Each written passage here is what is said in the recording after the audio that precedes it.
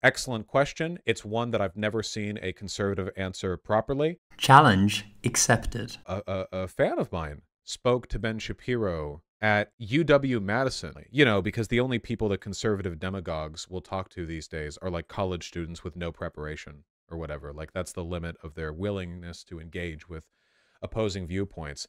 UW-Madison is a good school. If they were a good school, they wouldn't let Ben Shapiro in. Aha. Conservatives are afraid to talk to people with opposing views. But also, good colleges shouldn't let people with opposing views in. Hello, Ben. There was a time where the word mother... Oh wow, you can't tell they're a Vaush fan at all. There was a time where the word mother exclusively described a woman in relation to her biological offspring, but our definition has since shifted to account for adoption, leaving us with a more social and less biological outlook on motherhood. My question for you is how affirming transgender identity is such a threat to biology when we have clear precedent for similar shifts in language? To be fair, Ben doesn't actually ever really answer this question. But I will. Okay, so usually there is a distinction. You can call somebody mother, but then an adopted mother is not going to be insulted when you say biological mother. Right? An adopted mother is not going to say... But they're still a mother. I would disagree. I think technically they're not actually the mother. We use it in a social setting. And to be polite, if someone is fulfilling the role of the mother. But I think technically speaking, they aren't the mother. Up yours, Joseph. You're not my real dad. Obviously just a meme on the common trope. But when the child says, "You're not my real dad," you're acting as my dad, but the real dad is the biological one. I apply that same logic to the trans debate. Out of politeness, I will call you a woman if you want me to, but you're really not a woman. And we already do this as a culture. But Edward has serious doubts that he's the father of the oldest child, Dorisha. He's the father of all three of my kids. Don't get me wrong, he's a good man, Maury. He takes care of all three of our kids. He does. So even though he's taking care of them and acting and fulfilling the role of the father, at the end of the day... Edward, you are not. So therefore, trans women are technically not women. Even though in some social settings we may call them mothers, technically they're not. It becomes a question of, should we as a society adopt this definition which is not based on biology? See, this is what they never answer. They're still a mother. Which indicates that the term mother is not purely biological. So if we're willing to make that acknowledgement, is there not perhaps some other acknowledgement we might make vis-a-vis the relationship between a social and biological construct? We can make it a more social definition. We can do anything we want with regards to definitions. We could change the definition of tree to mean cloud as well. So when I say tree, I could refer to either of these things. But obviously, trees and clouds are so different that they warrant a separate definition.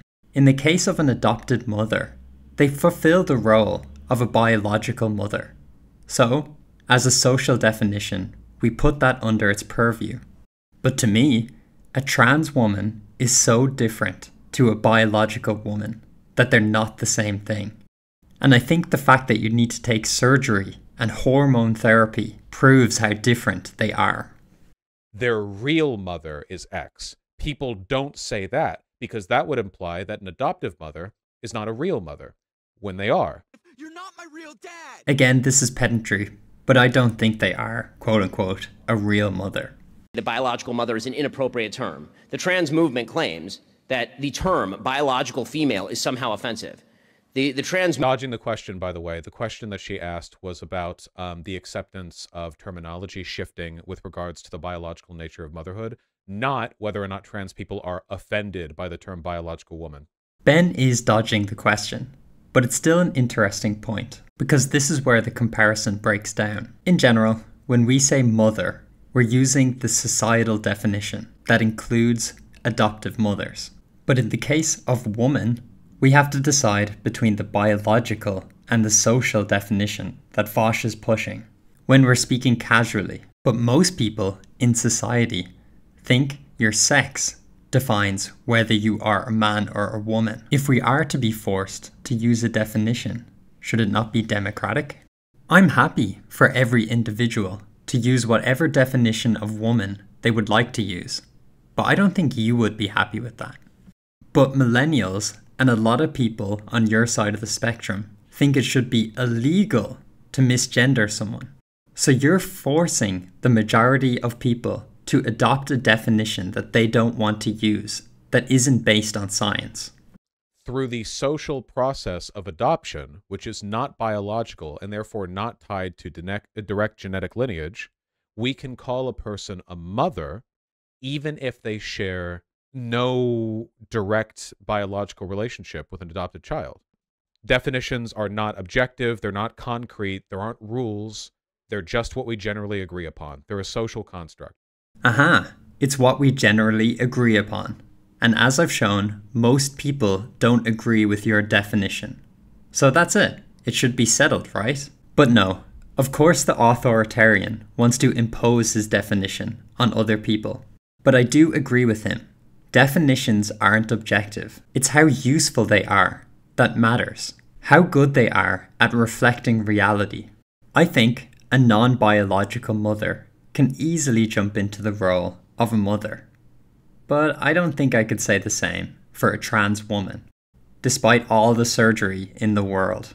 Again, I will do it out of politeness, and Ben Shapiro has said the same, but I don't want to be forced into doing it. Vaush, are there any arguments that can be honestly made by the right that cannot be countered by the left? No. We are always right, and they are, at least in their disagreements with us, always wrong. This is the man who claimed the periodic table is arbitrary, by the way. Could an adoptive mother be asked, "Oh, are you that child's mom?" and say yes?